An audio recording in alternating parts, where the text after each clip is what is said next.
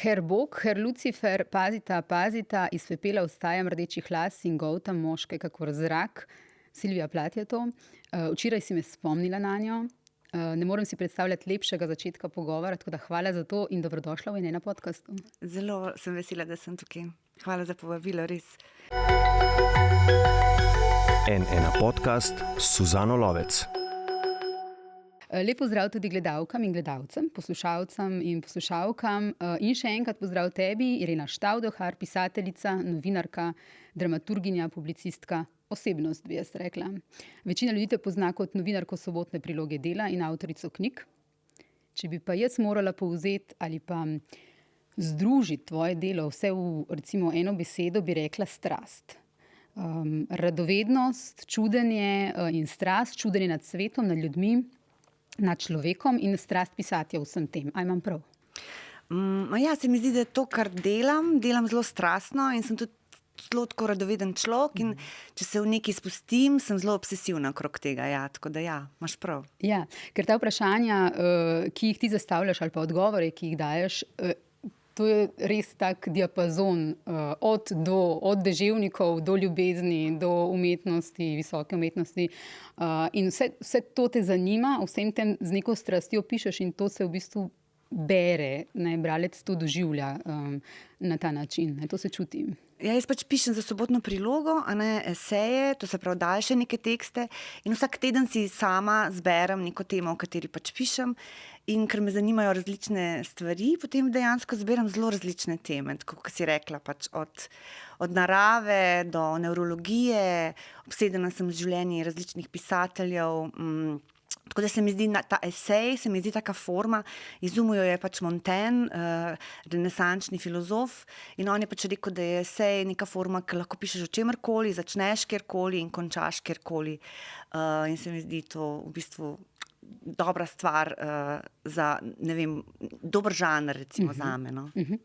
In to čudenje, o katerem govorim, ali pa ta radovednost, o kateri tudi sama praviš, da obstaja, je nekaj, se mi zdi, kar kot otroci vsi imamo, pa mnogi ljudje potem zgubijo, ko nas, ne vem, življenje obteše, življenje poglanca.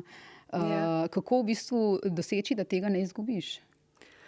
Ja, imaš prav, se mi zdi, da ko si otrok, danes, recimo, če otrok reče, da mu je dolgčas, se vsi zelo trudijo in ga animirajo. Ampak jaz se spomnim še svojega otroštva, kako sem kakšna poletja, ko so vsi šli na morje, moji prijatelji, cel dan, ne vem, sedela na škarpli, zvonila z nogami in gledala oblake.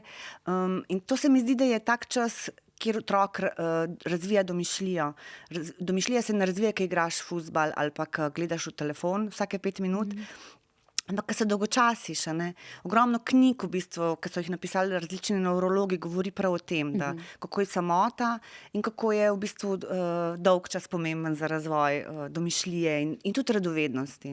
Da strokovnjaki opozarjajo, ta strukturirana igra, to, da imajo otroci od najmlajših let pa do najstništva, v bistvu vsak dan, cele dneve strukturirano, da je tudi igra na koncu še strukturirana, v bistvu tega res dolg časa ne doživijo več, kako je to v bistvu škodljivo oziroma kako se otroci morajo dolgočasiti, da lahko, tako kot ti praviš, v bistvu sami začnejo razmišljati o nekaterih stvarih. Absolutno. No, ampak, ker sem prej recimo govorila o eseju, pa so zdaj glih maturantski eseji, pa sem prej govorila, da je esej neka forma, ki v bistvu ti razmišljaš, neka lastna razmišljanja razmišljaš. Se spomnim, ko sem pred leti šla, moja sestrična je dobila neko slabšo oceno za esej in sem šla z njo, v bistvu, ki je popravljala ta esej. In potem sem jaz videla, da otroci danes pišejo eseje tako, da morajo odgovoriti na neka vprašanja znotraj tega eseja. Jaz ne vem, zakaj je to, da pač mogoče so lažje ocenjeni, ampak jaz sem potem gledala to in sem mislila, jaz ne bi nikoli naredila pač tega eseja, jaz ne bi nikoli dobila dobre ocene, ker je to so v bistvu iz eseja naredili neko formo, kjer moraš ti točno določene stvari napisati, ne to, kar ti razmišljaš. In to se mi zdi zelo narobe. In tudi, zdaj, ko si rekla o dolgčasu, o vseh teh stvarih, se mi zdi, da tudi igrice so zdaj take, da so čim bolj enostavne. Otrokom sploh ni treba nič razmišljati, nič ne razvijajo možganov okrog tega. Tako da se mi zdi, da vse, kar se tiče tega nazaj. Tudi ko pišeš in ko govoriš o življenju, recimo o delu, o pravicah žensk, praviš, treba se imeti dobro brez slabe vesti.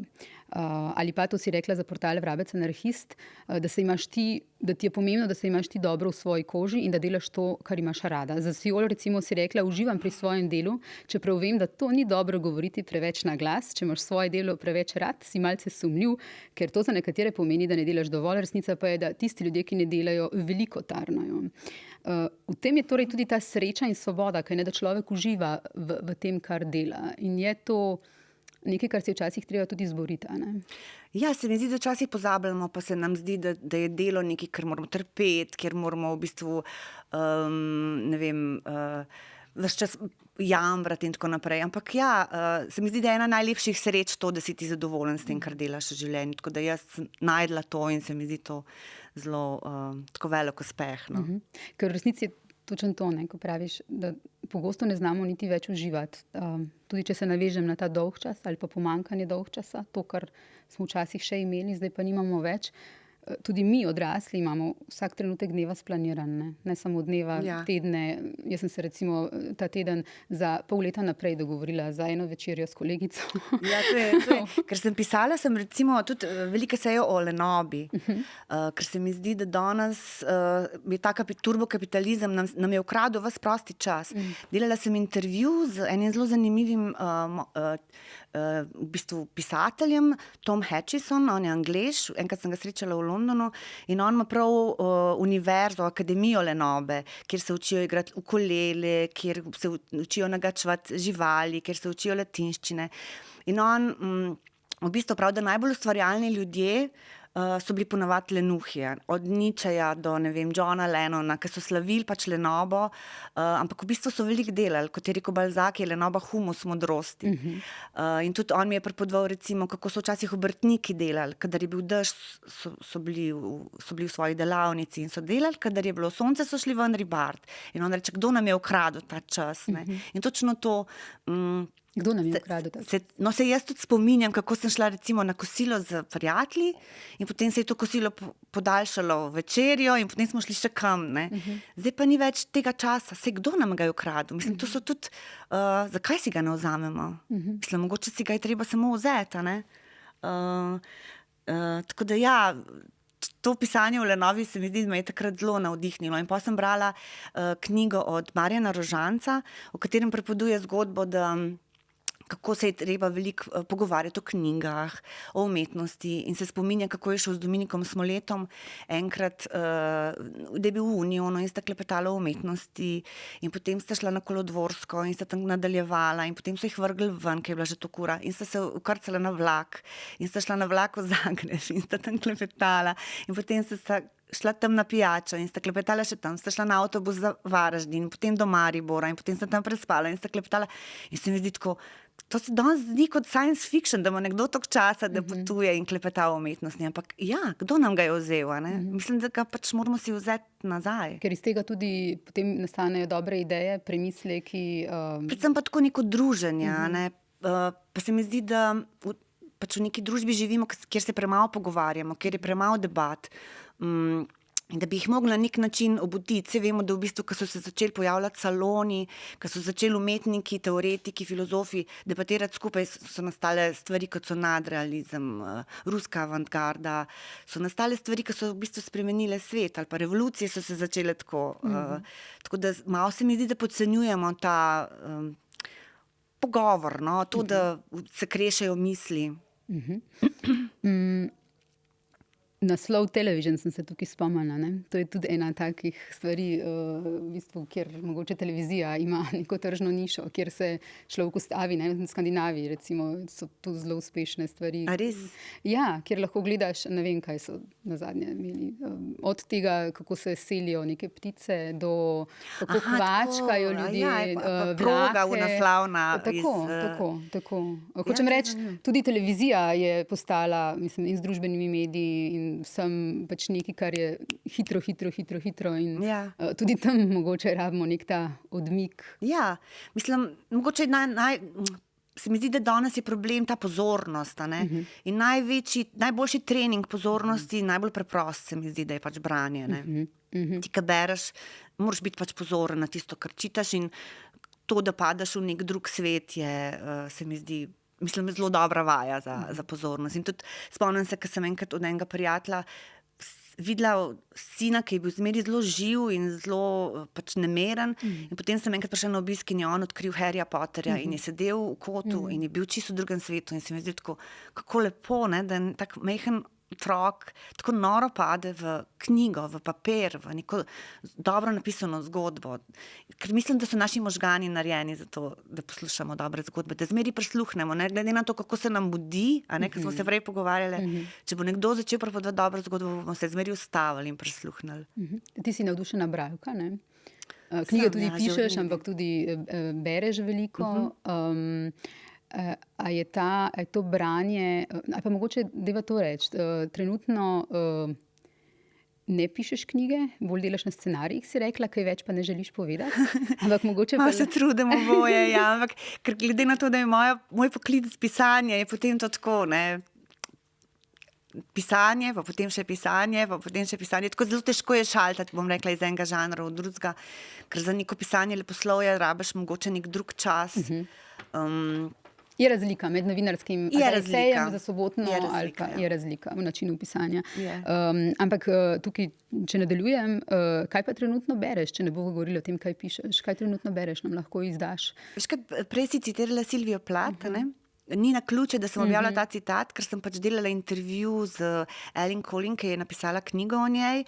Tako da vsak teden pač ogromno berem knjig o temah, ki jih pišem. Tako da, ja, zdaj sem brala Silvijo Plath, obsedena sem pol z to temo, cel teden norim in vsem prijateljem težim in jim razlagam zgodbo okrog tega, kar pišem zdaj.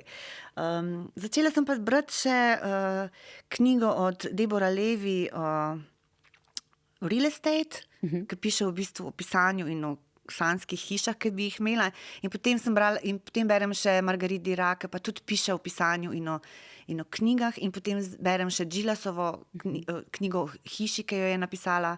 Tako da nekje o nepremičninah in pisateljicah trenutno pišem, ne vem, kako se bo zdaj to zgodilo. To me zdaj trenutno obseda. Ker ni naključje, ker izmeri tudi slaven stavek Virginie Woolf, da mora vsaka ženska imeti svojo sobo, lastno sobo, tudi neke povezave s temi lastnimi prostori in pisanjem ženskim. Slovenci premalo beremo, tudi praviš. Opozarjaš hkrati tudi na pomen javnih knjižnic. To je ena od stvari, moram reči, ki jo imamo v Sloveniji zelo dobro urejeno. Kakšen zaklad so javne knjižnice? Zdaj, ko sem imela nekaj teh knjig, in sem se odločila, da bom hodila na vsa vabila, da se bom odzvala slovenske knjižnice, zato ker me je zanimalo, kako izgledajo slovenske knjižnice. Tudi nisem šla z avtom, ampak z vlakom ali pa z avtobusom, zato da sem lahko brala, zato da sem imela, ne vem, neko tako turnejo, brez seksa in rock'n'rolla, mislim, razen, no ja. In je bilo super, res moram reči, da sem absolutno bila presenečena nad tem, kako lepe knjižnice imamo, kako zanimive knjižničarje in knjižničarke, koliko so bile te dvorane polne, kako se ljudje tako sploh ne drži, recimo, ker mislimo, da Slovenci pol po literarnem večeru nič ne sprašujejo. Absolutno ne. Če sem recimo govorila o knjigi o ženskah, sem prav poslušala neke intimne zgodbe ljudi in žensk, ki so prišli na te večere. Tako da, ja, knjižnice sigurno imajo svoj velik pomen. Ker vidimo zdaj, ne vem, zanj sem brala članek o Guardianu, ker jih v Veliki Britaniji jih zapirajo, ne. Tako da imamo res, kar se tega tiče, bogastvo. Ampak po drugi strani se mi pa zdi, da bi tudi Slovenci dejansko pa res mogli več knjig pač kupovati, kako to narediti, pa v bistvu ne vem, če je kakšen recept. Je pa sigurno bi bilo boljše, da bi namesto tega surovega mesa, ki je na teh jumbo plakatih, kdaj imeli tudi kakšnega pisatelja ali pa kakšno reklamo za knjigo, recimo. Dobra ideja. Upamo, da bo kdo slišal. Zadnje čase se mi zdi, so vseeno neki bestsellerji prišli ven, od tega Zupančiča, ki piše pač od zdravnika. Tako da se mi zdi, da neke te uspešnice preberejo tudi ljudje, ki ponavadi ne berejo knjig, kar se mi zdi v redu. Da je to že mogoče nek začetek. začetek in nadaljujemo potem dalje. Ne? Ja. A pa imaš ta fetišističen odnos do branja pa knjig, ali pa je to pri tebi dnevna rutina kot umivanje rok ali pa telovadba? Mislim, sigurno berem ves čas, preveč knjig imam, imam 2 Kindla, recimo, nimam jih več kam knjig dajati, zato tudi hodim zdaj več v knjižnico. Svoje knjige imam zelo veliko počrtane, tako da nimam kakšnega fetišističnega. Mislim, težko bi bila brez knjig. No. Tudi od malega v naši hiši so bile zmeraj knjige. Če se vrnem nazaj prej na tisto, kar smo se pogovarjali, da se sploh več ne ustavimo, da nam čas beži, da se ne znamo več dolgočasiti, kaj šele, da bi si vzeli čas za lenarjenje. Bi jaz rekla tukaj, da se mi zdi, da nas včasih ustavi samo še življenje ali pa ne vem, včasih koga bolezen in da potem nekako gledamo po svojih življenjih v tistih trenutkih tako kot na neke neznane pokrajine. Aha, ja, tako je, tukaj sem, to se mi je zgodilo. V bistvu šele takrat, ko nas nekaj drugega zunanjega ustavi, se mi ustavimo in gledamo po življenju svojem nazaj, kaj se je zgodilo. In da ko sem se pripravljala na ta intervju, sem se v bistvu razmišljala o tem, pa ko sem brala, kar ti pišeš o dolgčasu, recimo, sem se spomnila na to, kako sem se, ko sem bila mlajša ali pa ko smo bili mlajši, kako smo veliko več razmišljali o tem, se spominjali recimo otroštva ali pa predelovali neke stvari, razmišljali o stvarih, ki se nam dogajajo. Ne? Tudi to gre v bistvu vse mimo. In se sprašujem, kje pa je ta trenutek, ko se ustavimo, pa da ni to bolezen ali pa nekaj podobnega. Pri tebi je to vsej bil včasih tudi vrt, a ne? Vrt je sigurno, pa umetnost recimo je tudi ena od takih stvari, ki nas mogoče ustavi, pa nas spravi v neko razmišljanje. Tako da mi je žal, da recimo o umetnosti se toliko slabo govori v zadnjih časih, da so umetniki neki paraziti, a ne. Ja, pa vrt sigurno tudi, ker sem ga imela že pred leti, zdaj ga pač nimam več, ampak je pač nastala pač knjiga Fiziologija, pač te zgodbe o vrtu, ki pa seveda ni priročnik. Mene je zanimalo, ker sem delala na vrtu, pa sem pol prišla zvečer domov, pa sem si mislila, zdaj bi nekaj brala o vrtu, ampak ne priročnika. In potem sem začela brati oziroma raziskovati, kdo vse je imel vrt, in sem ugotovila, da ogromno pač pisateljev, skoraj vsi, na kogarkoli sem naletela, od Orwella, Virginia Woolf, Moneja, Klija, Kandinsky, Wittgenstein. In potem sem zbrala te zgodbe ljudi, ki se na nek način zmeri končajo tako, da so recimo Orwell, človek, ki je bil v španski državljanski vojni ranjen, ki je bil potepuh v Parizu, da bi videl, kako potepuhi živijo, je pač rekel, da je najlepše trenutke svojega življenja preživel na vrtu.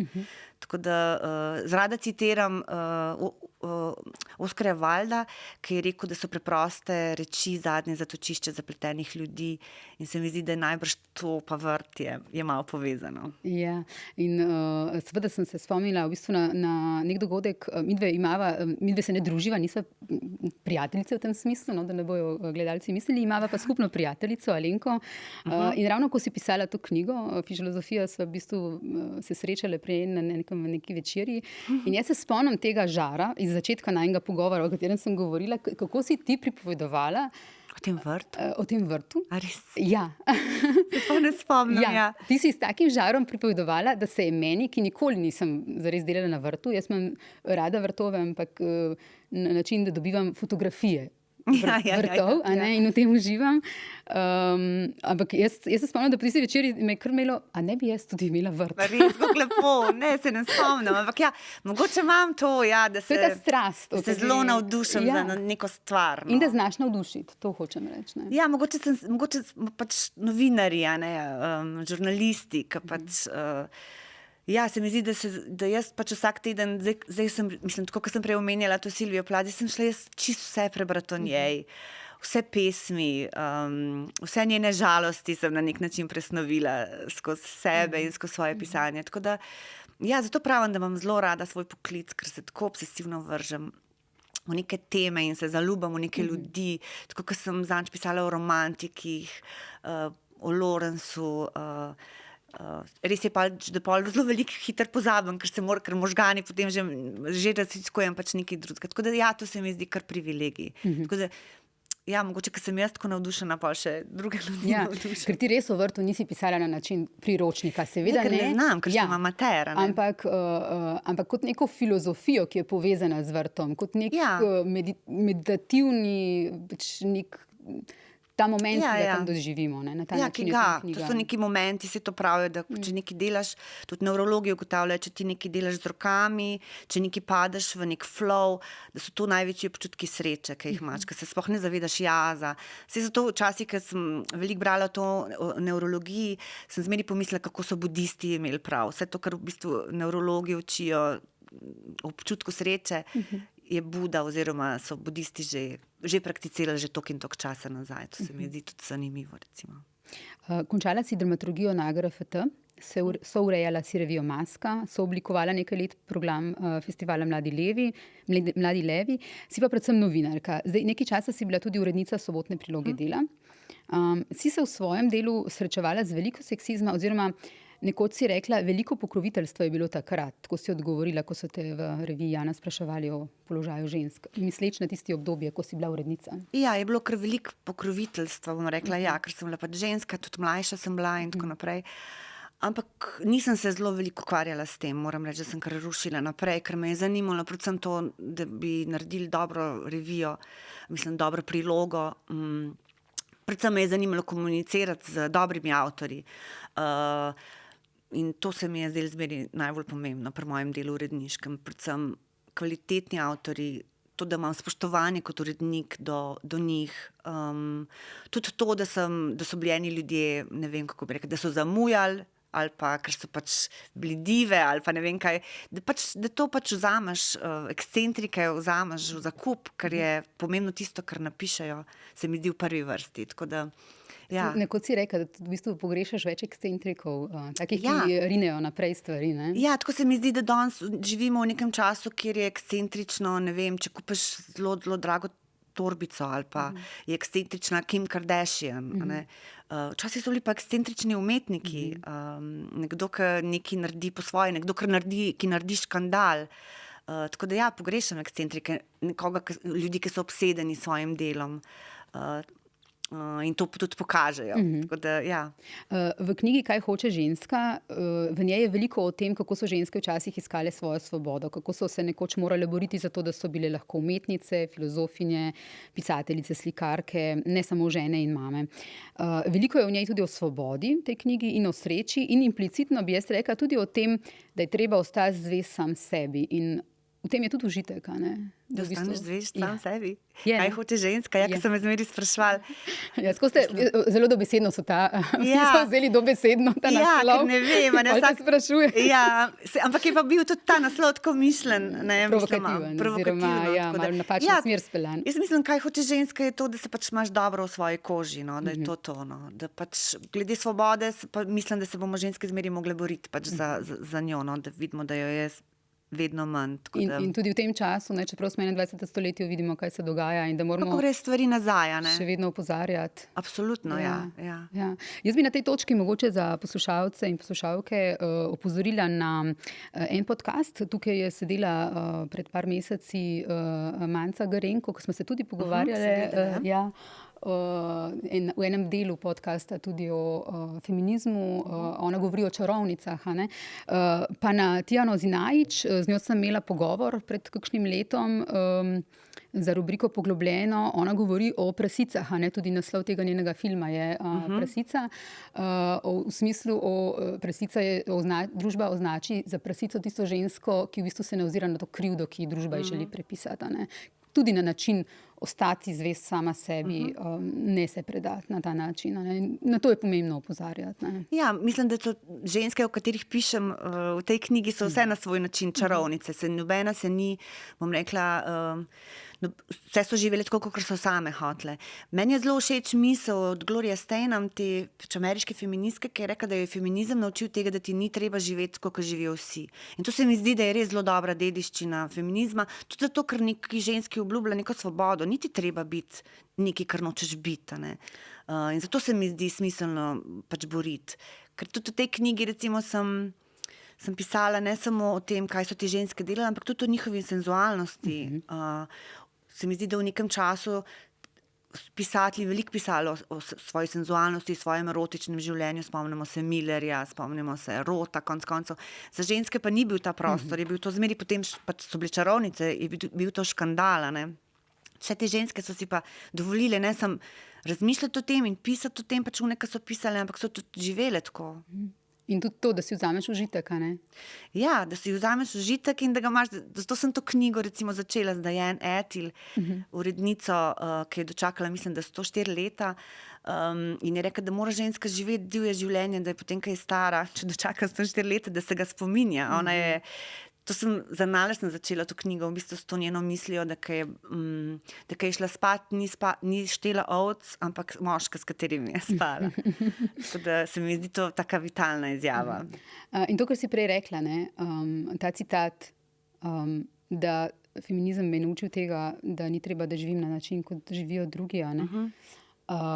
Kako pogosto bi mogli to slišati? Kdo bi mogel to vsem nam govoriti? Moramo si sami govoriti, ampak kaj deklicam, otrokom? To je nekaj, kar v bistvu... Absolutno je to pomembno, da v današnjem času še posebej se mi zdi, ker je vse tako zelo ukalupljeno, da imajo punce, mlade punce to. In mislim, da mnoge imajo. Mislim, da jaz včasih si rečem, kdo je vaša vzornica, in pa si rečem milenike. Tvoje vzornice. Moje vzornice, ja. In pa vidim, mislim, kako so aktivne prav tam generacija milenik, kako drugače razmišljajo, kot smo mi, kako se v bistvu zna zboriti za svoje pravice, kako se bo nekemu šovinizmu takoj uprla. Mislim, mi smo to še prenašali. Jaz sem bila v bistvu takoj po akademiji, recimo, sem urejala masko. In vem, da mi je bila muka iti takrat na Ministrstvo za kulturo, kjer je bil nek gospod, ki je prav povedal, da škoda, da nisem prišla v obleki, da sem prišla v hlačah na sestanek. Pa si mislim, mater, ne, če bi on to danes izjavil, bi mu milenike že dale.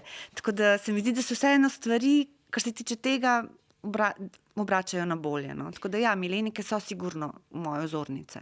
Ostareli zafrustrirani moški pišejo zakone in vodijo države, si nekoč rekla. Pred kratkim v bistvu za Reporter. Tako da, in seveda tudi to, absolutno se imam za feministko, ker se je vedno treba znova boriti za svoje pravice, to, kar si zdaj rekla. A če sem feministka, še ne pomeni, da nimam rada moških in da jih sovražim. Ne vem, kdo se je spomnil tega, da feministke... Jaz tudi ne vem, zakaj je to tak kliše, a ne? Tak kliše se mi zdi, proti kateremu se je treba več čas boriti. Tako da ja, to sem pa pisala tudi o teh ostarelih moških, ki nam vladajo, sem pa pisala pač nek članek prav za 8. marec, ker takrat se pač spomnimo na to, da je treba malo pogledati okrog, pa videti, kdo nam dejansko vlada, da je premalo pač žensk v politiki, da je premalo pač žensk v javnem prostoru. To knjigo, Kaj hoče ženska, si posvetila Nevenki Koprivšek, ne? Njeni, ustanoviteljici zavoda Bunker in festivala Mladi levi.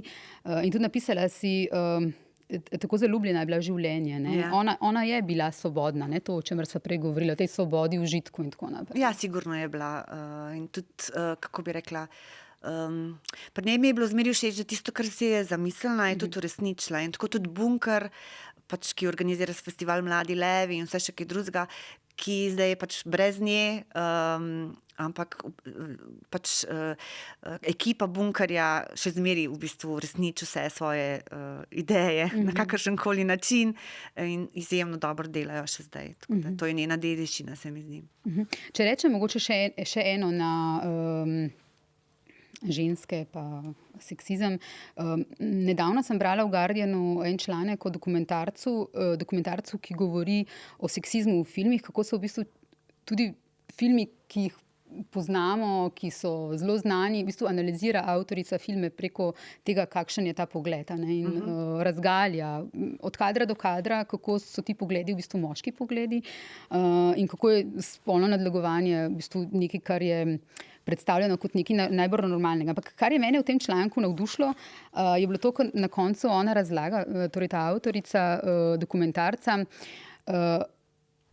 iz svoje mladosti en trenutek v življenju, ko je prišla k svoji mami, pravi, stara sem bila 15 let, in sem rekla, joj mama, veš, kaj se je zgodilo, vsa navdušena je bila, David mi je rekel, da sem najbolj čudovita ženska na svetu, in da sem mu všeč. In jaz sem bila, pravi ona, totalno navdušena nad tem. Mama me pa vprašala, ok, ampak ali ti misliš, da je David najbolj čudovit moški na tem svetu, kaj pa ti misliš? In ona pravi, jaz sem bila šokirana in to je bilo totalno razodetje, a ne, a saj res, kaj jaz mislim. In to je to, o čemer smo govorili. Zato je ta pogled, ki bi ga mogli vzgajati ali pa bi ga mogel vsak pri sebi imeti. Kaj pa jaz mislim, kaj je moje mnenje, ne to, da me drugi ocenjuje, ampak kako jaz ocenjujem. Sigurno, se strinjam.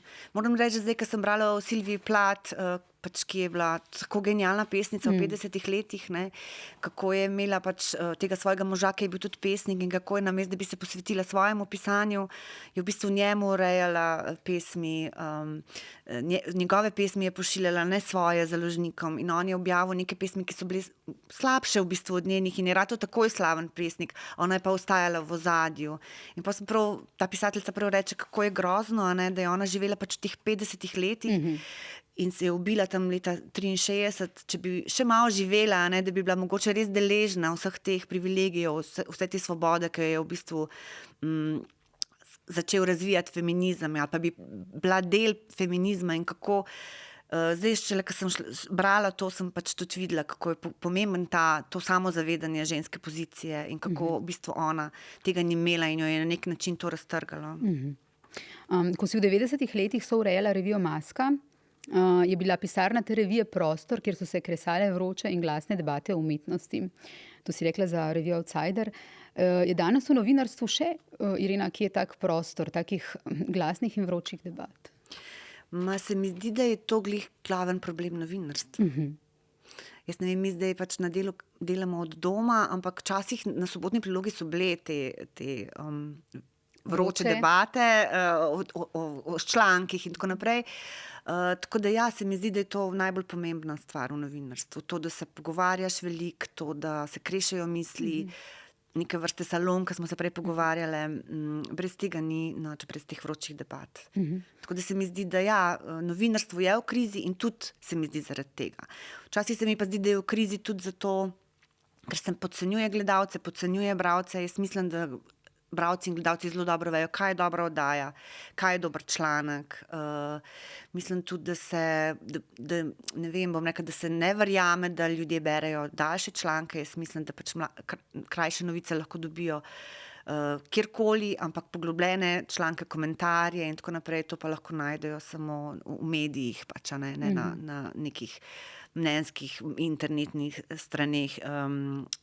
Tako da to se mi zdi zelo pomembno, da obstajajo tudi poglobljene vsebine, da ima vsak resen medij te vsebine. Tako, in se mi zdi, da ne vem, ker imam veliko naročenih teh tujih revij in medijev, revije kot so New Yorker, Atlantic, Mother John, niso nikoli zgubljale publike. Tudi takrat, ko je bila največja kriza, ko se je govorilo, zato ker so vlagale predvsem v avtorje, predvsem v novinarje, predvsem v imena. In se mi zdi, da to drži za zmeraj. Praviš pa tudi, da se v bistvu slovensko novinarstvo, tudi tukaj si kritična na tej točki, da se preveč ukvarja samo s sabo, ne? Se mi zdi, da se je nekaj časa zelo veliko ukvarjalo, predvsem sami s sabo, pa premalo z bralci in gledalci, bom rekla. In se to v bistvu je na nek način še zdaj, no.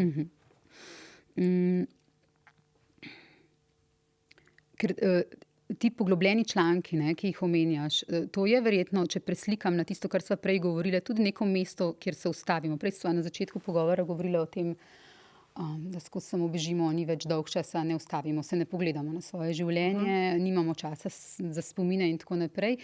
In mogoče, če potegnemo neko paralelo z družbo, verjetno so taki dolgi, poglobljeni članki, razmisleki različnih avtorjev, nekaj verjetno podobnega za družbo, tam, kjer neka presečna množica, kjer se v bistvu ljudje sprašujejo, na čem si vzamejo čas, si vzamejo pol ure za članek, ki ga preberejo in ob njem razmišljajo, ne? Recimo, ne vem, zdaj tragedija v Beogradu, vsak razmišlja po svoje in potem, če ti prebereš 3 zelo dobre članke, 3 zelo dobre razmišljanja o tem, si nekako zložiš svojo sliko in razmišljaš potem na drugačen način. Se mi zdi, da tudi ta aktualnost novinarstva je zelo pomembna, da se odziva na nekaj, kar je tako zapleteno, težko, da sploh ne veš, kaj bi si mislil, ne. Tako da glih okrog tega dogodka se mi zdi, sem prebrala toliko enih zanimivih stvari o družbi, so sprožile v bistvu neka razmišljanja. Tako da to lahko naredi res dobro novinarstvo, dober članek. Veliko si v svoji karieri seveda pisala o umetnosti, največ o tem bi jaz rekla.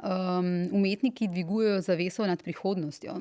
Si rekla za Vrabec anarhist v intervjuju, za podcast Številke si rekla, želim si, da bi imeli ljudje več spoštovanja do umetnosti, tudi prej si že nekaj o tem govorila. Zakaj pa misliš, da je tega premalo? Zakaj se v bistvu z umetniki na ta način dela? Ne vem, zato ker mogoče imajo ljudje predsodke, zato ker v zadnjih časih, bom rekla, ne vem, ni več honorarjev za kritike in tako naprej. Tudi kritika, umetniška kritika je tudi nek poklic, ki počasi izumira, kar je v bistvu tudi velika škoda, ker včasih je pač je to bilo zelo pomembno, je to bila neka artikuliranje nekih umetniških del, to so bili res ljudje, ki so bili pomembni in to so bili v bistvu ljudje, ki so neko javno mnenje oblikovali. Danes tudi vemo, da takih ljudi ni več, ki oblikujejo neko javno mnenje kot nekoč. Tako da ja, mi je žal, čeprav mogoče je tudi to moj presodek, mogoče več ljudi zanima umetnost, kot si jaz predstavljam. Ampak je pa tudi znotraj umetnosti se spreminjajo stvari. Bom rekla, če je nekdo bil včasih pisatelj, zato ker je imel pač bujno domišljijo, ker je rad bil sam, ker je rad sedel v svoji sobi, mora biti zdaj tudi pisatelj, nekdo, ki je na družabnih omrežjih, ki hodi na talk shove, ki pač ne more biti samotar, tako kot je bil včasih. Tako da se tudi znotraj umetnosti se stvari, bom rekla, spreminjajo. Tudi, ne vem, umetniški svet, ratuje umetniški trg, ni več to nekaj, ker si lahko nenoben, če se vrnemo nazaj, ampak moraš biti skozi aktiven in delati, produktiven. Tako da tudi tle. Spomnim se tega nadaljevanke od Scorsese, Fran Lebowitz je ta, ona tako fajn govori, da je bila pač na neki aukciji in da so prinesli Picassa in je bila tišina v dvorani in potem so ga začeli prodajati in so ga prodali za $300 milijonov in so vsi ploskali in ona je rekla, nočem živeti v svetu, v katerem ne ploskajo Picassu, ampak ceni za Picassa. Tako da se mi zdi, da je vse povedala na nek način, bom rekla, v neki, ne vem, likovni sceni zdaj, recimo. V umetnosti praviš, da verjameš, da lahko spremeni posameznika, da razmišlja, da empatično čustvuje. Zelo podobno so mi o umetnosti ali pa moči umetnosti v tem studiu pripovedovali Katarina Stegnar, igralka, pa Polona Juh. Obe sta vsaka s svojimi nekimi poudarki isto stvar pripovedovali, ne? Da je to moč umetnosti, ta vpliv, ki ga ima na posameznika, nekaj, kar te lahko premakne, pa premakne na način v bistvu, da ti razširi obzorja, ampak da te res zamaje, da spremeni dejansko tvoj ustroj, tvoje razmišljanje. Je to, torej umetnost, že prej si nekaj nakazala, ampak to je verjetno še ena od teh svobod in užitkov, ki si jih moramo vzeti. Ja, se mogoče je to naivno razmišljanje. Ne vem, kaj je z naivnostjo narobe. Saj to je tudi res. Tudi jaz rada sem naivna, kar se teh stvari tiče. Ne si pustiti tega. Tako da ja, se mi zdi, da te sigurno umetnost te premakne, šokira. Tako mi je všeč Susan Sontag, je večkrat rekla, da ima to empatičnost, da te nauči sočustvovati z nekom, ki nisi ti, ki nismo mi, ki so drugačni, ljudje, ki živijo drugačno življenje. In tudi to je neka vaja v empatiji. Če ti bereš, ne vem, zgodbo, ki se dogaja nekje v Afriki, ki je čisto drugačno od tvojega življenja, sočustvuješ s temi zelo tujimi življenji in je to v bistvu tudi neki način sočustvovanja in empatije. Da, ja. Je pa tudi fajn, da te pretrese, da te šokira. Jaz sem velik fan nadrealistov, ruske avantgarde. Pogrešam tudi to, da te umetnost totalno razsuje, da te razjezi. Danes se tako zdi, da umetnost nas ne sme več razjeziti, je že škandal. Seveda umetnost mora razjeziti, ne more se prilizovati, mora biti obratno od družbe, mora biti škandal, ne? Rada sem novinarka, od vseh mojih poklicev mi je ta najljubši, si tudi rekla. Ja, sem. In boš trajala pri njem do konca. Absolutno. Jaz mislim, da sem bila rada dramaturginja, sem rada bila v umetnosti, ampak pri dramaturgiji je tako, da pač si zmeri v neki kolektivu in sem bila tako, moram reči, ko sem začela pisati, sem bila zelo vesela, da sem bila v svoji glavi, da sem se podpisala pod svoj članek, da je bil to moj članek. Čeprav je pa res, da zmeri znova, ko pomislim na gledališče, kako sem se lepo imela v gledališču, kako je tudi v gledališču nekaj magičnega se zgodi, kako ti delaš predstavo 6 mesecev, si skupaj z enimi ljudmi 24 ur na dan, kako se dogajajo joki in drame in smejanja in prijateljstva in skreganja. In potem, ne vem, 14 dni pred premiero nič ne stoji skupaj, ker valjda mora stati vse skupaj, ker to je Gesamtkunstwerk, toliko enih različnih umetnosti je. In potem si misliš, konc, jaz ne morem spati. In potem čez 2 dni se to tako zloži skupaj in je to tako čudež. In to je nekaj tako, mislim, to je tako nekaj lepega, da to si želim še kdaj doživeti. Res neverjetno, res je neka magija na odru. Končala bi nekje na začetku. Začela sem Silvijo Plat, oziroma začela si Silvijo Plat, bi pa končala z eno tvojo kolumno, ki mi je najbolj ostala v spominu. Zagovor zaljubljenosti. Se spomniš? Seveda se spomnim. Okay. Torej, ti poudarjaš to, kar si tudi prej že nakazala, ne? Da zdaj v bistvu vse, kar odstopa od nekega umirjenega po regelcih življenja, je že eksces. Ja, vsako čustvovanje bolj močno, žalost ali ljubezen, vse to je v bistvu nekaj, kar ni več. To pa živimo v neki terapevtski družbi na nek način. Ne? Če si ti v bistvu, včasih si bil melanholičen, zdaj si depresiven. Včasih vsaka čustvo, ki odstopa, je v bistvu že treba zdraviti. Tudi prevelika zaljubljenost je v bistvu že obsesija, ne vem. Ampak sem ta članek, v bistvu to kolumno sem napisala zato, ker sem ugotovila, da so neki psihoterapeuti svarijo pred zaljubljenostjo. Ja, govorijo pač, vse mogoče oni govorijo o obsedeni zaljubljenosti, ki je res lahko že na drugi strani. Ampak v tem smislu, da naj deklica nikar ne čaka princa na belem konju, ker ga ni, da je ljubezen prijateljstvo, da ni pač, da ta prevelika čustva, da so nevarna. In potem sem si mislila, čak, ne, to pa ni, kaj so pa vse te, kaj pa visoka pesem? Mislim, to je zgodba o totalno lepi ljubezni. In se mi zdi, da je pač treba zagovarjati vsa ta čustva, ljubezen, da smo prišli tako daleč, da je treba zagovarjati visoko pesem. In visoka pesem ni zgodba o prijateljstvu, ne? To je zgodba o ljubezni. In tako je opisana, ne glede na to, koliko je stara, še zmeraj jo vsi razumemo, še zmeraj si jo vsi želimo doživeti, še zmeraj smo jo dali že čez. Tako da ja, ljubezen je izjemno lepo čustvo. Tudi če lahko prinese razočaranje, to je tudi tvoja poanta. Tudi če lahko prinese nekaj slabega, je to nekaj, kar si ne smemo vzeti. Ja, pač preživiš, je to del življenja. Ja, in potem greš še enkrat v to isto. Še enkrat. Tako da ja. In tukaj si tudi rekla, v enem intervjuju za Delo si pa rekla, življenja, tudi če se navežem na to zaljubljenost in ljubezen, življenja so zdaj zelo načrtovana, ker je pač tak čas, da morajo biti stvari učinkovite. Zaljubljenost pa to nikakor ni. Zato se zdi nevarna in tvegana, ampak tvegati je treba, praviš. Absolutno, ja. Ker pač če si zaljubljen, ne moreš delati, ne moreš biti učinkovit najbrž. Ampak ja, temu se ne smemo. Nekim stvarem se pač v življenju se mi zdi ne smemo odpovedati. Okay. In moramo biti pogumni. Se v bistvu najbrž tudi ten pogum zahteva to, da se povsem prepustiš nekim čustvom. Zame je to pogum. To zahteva pogum. Pogum zahteva to, da ostaneš takšen, kot si, zvest sam sebi, kar sva prej govorili. Pogum zahteva to, da si vzameš užitek. Ja. Da ne pustiš, da ti ga vzamejo. Treba biti pogumen človek, pogumna ženska. In pogum verjetno zahteva tudi to, da si pustiš kdaj, da gledaš na življenje, da se dolgočasiš, da v bistvu nisi ves čas v tem kolesu. Ja. Sprav, nič hudega, če si drugačen. In nič hudega, če si drugačen. To se mi zdi, da je tudi taka stvar, mogoče, ko smo se prej pogovarjali o vzgoji punca, o vzgoji deklic, ja, nič ni. Narobe, če si drugačen. Ja. Okay. Za srečo je pomembna odraslost, si nekje napisala, s to mislijo bi končala. Ja, tudi zato je potreben pogum. Tudi zato. Ja. Hvala ti, Irena Štavdokar, hvala, da si bila gostja. Hvala.